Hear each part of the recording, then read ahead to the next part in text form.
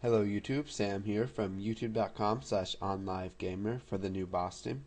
And in this tutorial, we're going to be talking about sorting arrays and reversing arrays. Now if you remember in the last tutorial, we talked about creating an array and using a normal for loop to add that array to a list box. Now in this tutorial, we're going to go ahead and start off by creating two new buttons. So we will add button 1 and button 2. Then we can go ahead and close out of our toolbox.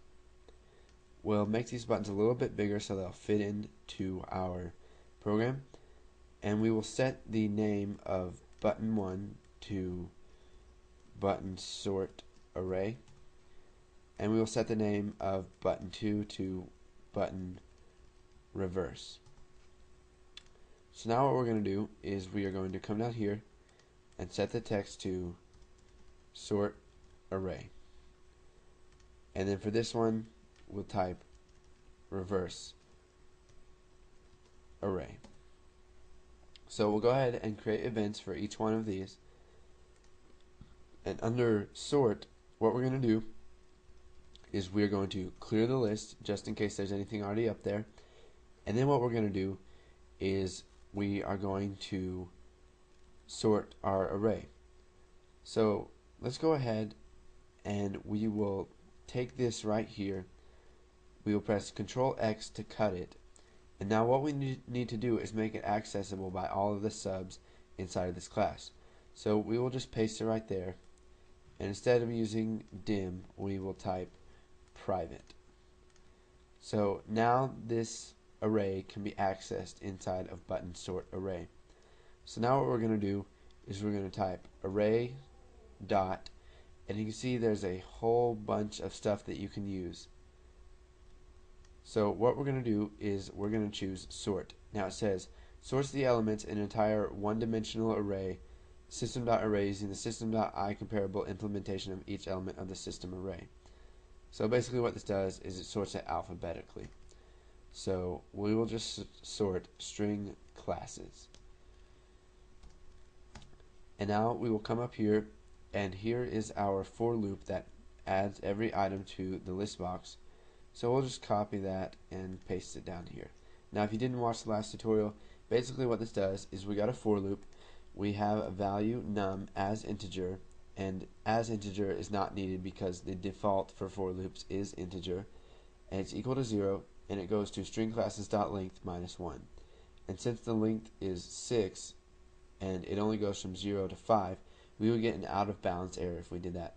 So what we do is we take -1, so it goes 0 to 5 and it still covers all 6 of those. And then we do list arrays dot items dot add string classes at the index of num. So it starts at 1 and then goes all the way to 5. So now we can do the same thing for this, but instead of sorting the array we can reverse it. So we can type array dot reverse, and now what we're going to do is we're going to do string classes. And so if we go ahead and take this for loop again, copy it and paste it, you can see that it will print everything out. Now one thing you have to keep in mind is that when you do this, if you click this button, it's going to sort the array and it's not going to go back to the way it used to be. And when this one reverses it, it's not going to go back to the way it used to be. So if we go ahead and click add array elements, we've got all of our array elements. Now if we reverse the array, we get web design, Spanish, chemistry, English, history. And now if we click it one more time, it sets it back to normal.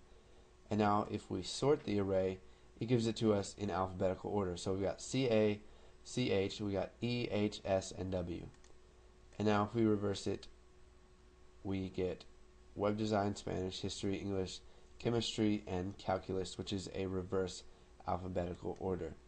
And now if we click add array elements, what this does is it resets all the values of add array elements by assigning them, and it changes it back to the way it used to be.